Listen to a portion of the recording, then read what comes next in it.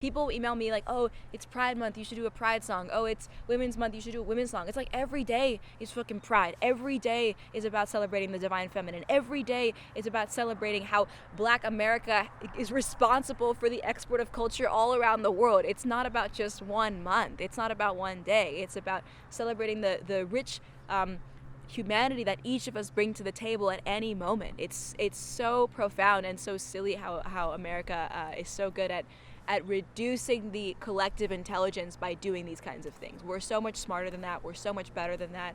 We have to think bigger picture. We have to think bigger picture. The music video also explores a new style. I think being someone who is creative and indie with my music style and not really interested in like conforming to industry norms, it felt really good to make a music video that's documentary style, that pauses on the journey of this day in the life documentary music video to talk about each section, to talk about why it matters to be in nature, to talk about why being active and using our own bodies helps us be more creative, helps us be more channeling our purpose, helps us be more in alignment with what it is that we're meant to do in this earth. Too much compassion is empathy unmanaged. It's empathy unmanaged. It's like, I'm going to love you, but I'm not going to destroy myself while I love you. That's not love. That's me acting out of some wound to need your energy in a needy, low vibrational way. Wrong. And a lot of times when we think we're being compassionate and we get caught up in other people's problems, other people's spirals, it's to distract from our own problems, or it's to make ourselves feel better, like at least our problems don't look like this other person's problems. Wrong. So wrong and so twisted and so weak. Compassion is about saying, I meet you where you're at. I see the good in you. I going to operate and treat you as if you are your highest vibrational self.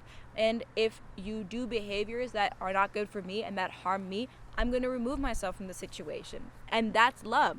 And in me removing myself from the situation, I hope you learn. Because when other people have removed themselves from me, I've had to learn. I've had to say, oh man, what happened? What did I do? I don't want to lose people in my life. I want to be better. I want to wake up to my own wounds. So I think that's where compassion can be crippling, when it's empathy unmanaged and when it's used in a way that ends up destroying ourselves with this kind of false sense of wanting to help somebody else. It feels good to share stuff that I have been thinking about and studying and trying to understand, and that really comes through, of course, my own passion for feminism, but really just a larger passion for the good of humanity. And the more I dial into my own gender liberation awareness, really this message is for people of all genders. It's really not just about the oppressed. It's about the oppressor realizing that you can oppress all the women you want. You can oppress all the folks of color you want. You can oppress all the folks who have less money than you want. You will still not achieve happiness. So what a tragedy for all of us, because you're making other people suffer because you're suffering. What a tragedy. It's a human tragedy, and it's so wrong. And I can say it with a smile, because when you wake up to these understandings, it's not about fighting for Black Lives Matter and for women's freedom and for LGBTQIA+. It's actually about healing humanity so that these kinds of smaller fights don't even need to be had. We're able to step into freedom for all of us. And that's really the ultimate goal of love. That's really the ultimate goal of love. That's really the ultimate goal of connection and divinity and love and truth and heart energy. Tips for finding like-minded and spiritual people. That's a great question. I actually really recommend starting with the self. I recommend starting with the self. I really do. For me, I spend so much time alone in meditation. On Monday, I just tapped out and just the whole day spent the day in meditation, spent the day in removing myself from the minutia of details and texts and Instagram and noise that does not matter, and spending time dialing into what is my purpose, why am I here, what actually matters. Because when you have clarity on that, you don't feel like guilty, oh, I didn't text this person back. You don't feel guilty, oh, I didn't respond to this, because you're clear. That doesn't matter.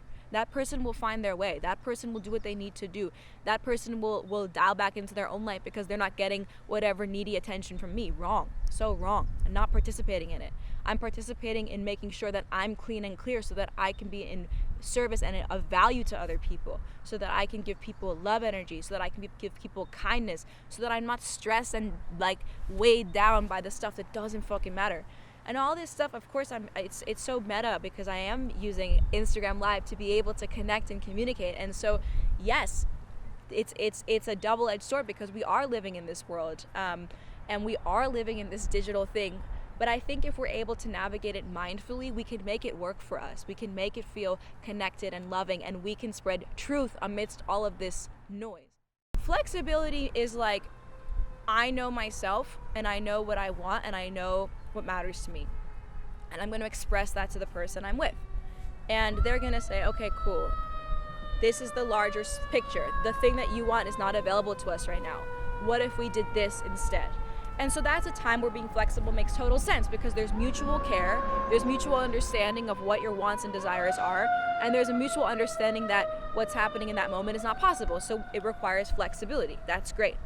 A time when flexibility is toxic is when someone understands that you don't value your own self, you don't value your own needs, you don't value your own desires, you don't express your own desires, and they exploit that to assert their own needs and desires at your expense. That's when you're being flexible, but you're actually allowing that other person to take advantage of your weaknesses, to take advantage of your wounds, to take advantage of the fact that you don't honor yourself.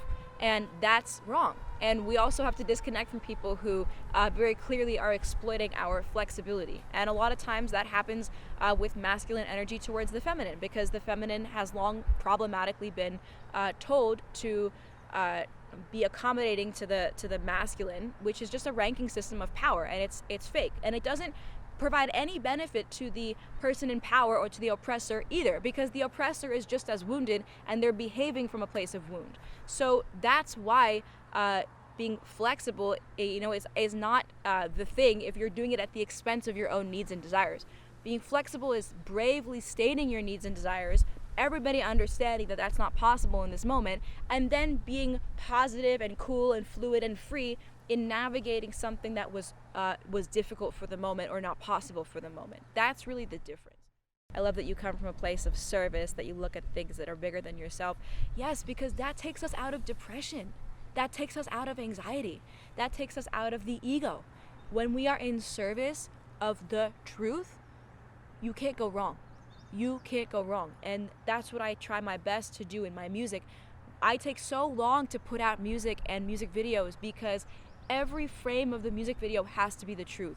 Every lyric in the song has to be the truth. It needs to be bulletproof. And that's such a priority for me, because in the same way, I would never want my children, my community, my family to go and buy processed foods, fake food, all this junk that they sell to us. I wouldn't want my community listening to music that is junk. And there's so much junk music out there. All this music that comes from a place of wound and then therefore perpetuates the wound, perpetuates the masculine above the feminine, perpetuates aspiring to money and luxury as a source of happiness. It's all so contrived and low vibrational. And so in my music, it's so important for me to think generously and lovingly and holistically and from a place of healing. What can I give my audience that is good for them? What's a lyric that I can write so that when you sing my songs back, you are singing a mantra that is good for you? All my bad habits have got to go. Or run a few miles in the street for my freedom. Now listen up. There are so many times when we don't feel enough. And I just want to feel closer now. I just want to feel free. And I just want to feel human now. I just want to be me. 2, 3, yeah. I wake up in the morning, I don't want to feel tied down. So I run a few miles in the street for my freedom. With my hands to the sky, I just want to feel the beat now. And nothing in the way, I'll be on my own time now. Kiran Standard Time. Being able to have young people in my life, elders in my life, the generational aspect of humanity is so lost, based on where we're at. Elle just brought up the point in the chat about mama energy. Like, that's a huge thing that I've also been dialing into recently. The strong maternal and the power of the divine feminine to heal us all. Recently in my own leadership journey, I've been really thinking, like, what is the right thing to do for everybody involved? What is the right thing to do for the people I'm leading? What is the right thing to do for the folks that I work with, whether it's at the label, whether it's my management team, whether it's my agency, whether it's my friend circle, anybody. I always think, what is the right thing for everybody involved? That's always going to be the right answer. And to me, that's a very maternal way of leading. That's why I put Madam in my artist name, because the best kind of leadership is one that considers everybody and the stakes involved for everybody. We were going to shoot the music video that day, and me and Elle and her 2 children were already doing a meditation. So we said, why not film it? Because that's authentically how we start our day. And it's modeling the behavior for the younger generation. It's morning prayer, it's morning awareness, it's morning breath, it's morning gratitude for the life force energy that runs through each of us. And when I start my day with a meditation, all these small minutia of the day become irrelevant. It just doesn't matter. And I can tell that it's powerful because I'll wake up with the minutia. I'll wake up with potentially negative thoughts. I'll wake up being like, fuck everybody, like fuck this day. This is too fucking hard to get out of bed. And then I slowly, put on some meditation music, make the bed, make my matcha, and then I sit down and I do 20 minutes, 10 to 20 minutes, and wake up from it like, all right, life is good, life is good, life is good, ready to go, and that's the key. We get to control our energy at any moment. And I've been made to feel small. I've been made to feel bullied. I've been made to feel unimportant. And no more. We get to reclaim that power and say, oh no, this is beautiful. I'm sexy. I'm in alignment. I am whole. I am valued. I am seen. I am loved. And therefore, I see you. I love you. I value you. I show up for you. I kiss you. I hug you.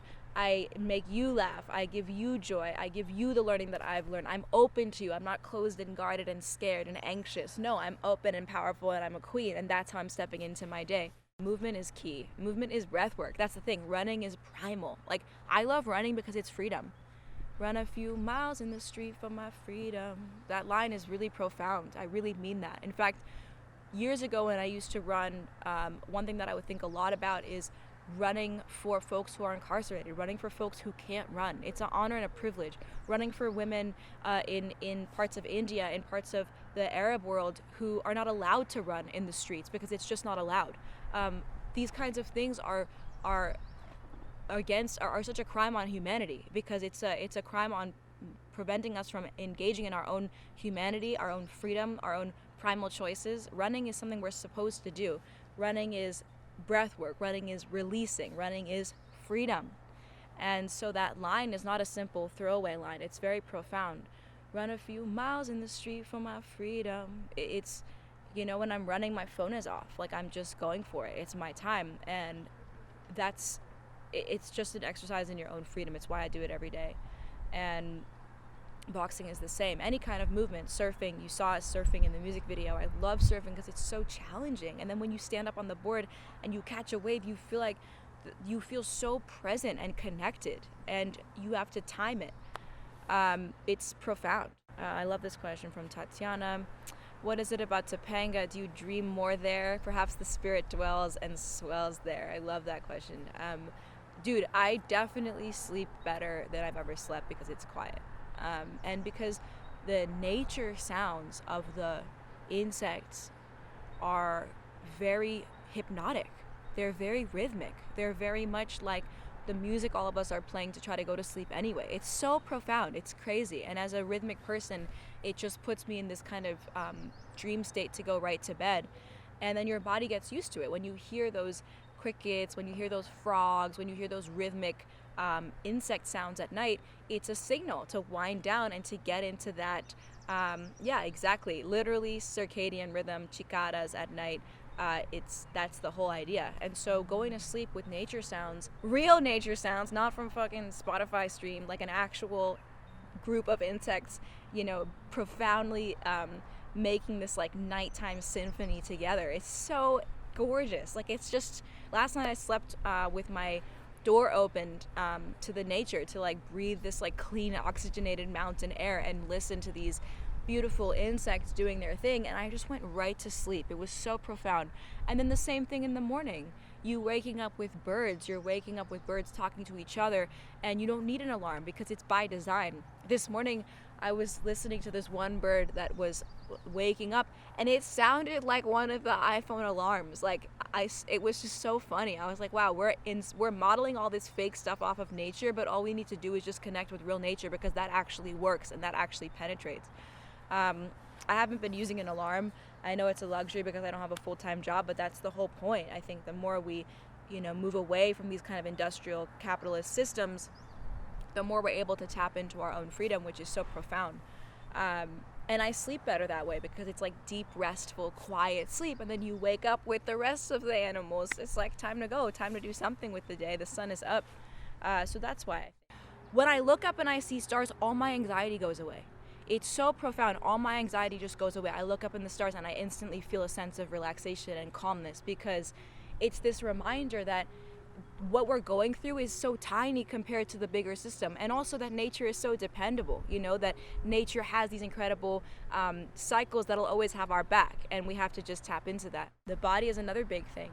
It's been really profound and important for me to fully cut any kind of drinking, to cut any kind of food that's not good for me, to really commit fully to a plant-based lifestyle. It's always been in my world, it's always been in my mind space, but travel and things like that would always make it challenging, and now it feels really empowering to just kind of make that decision full on, because it's so clear to me that when I'm eating from the earth, I feel more connected. When I'm drinking water instead of anything else, I'm just so much clearer in my mind and in my intention. And any time that I want to have a drink, have a smoke, have something that's bad for me food-wise, the larger question that we have to do is raise to a level of consciousness and say, okay, why? What is the pain that you're trying to numb? What is the pain that you're trying to escape from? What is that feeling of discomfort that you're trying to, to disconnect from? And to step into it and to love it and to look at it and to say, what are you? Because otherwise we're just delaying what's inevitable. And I've definitely had ups and downs with my own emotions impacting my choices. And the more emotionally unaware I feel and sad I feel, the more I make choices that are not healthy for me. And that's where my own meditation practice and my own awareness has allowed me to make changes in my life that move away from that. I want better for my life. I want better for my mind. I want better for my spirit, and therefore I want better for my own community. I talk to my unborn children a lot. I want better for them. I cry for them because I want to be the best version of myself so that I can show up for them.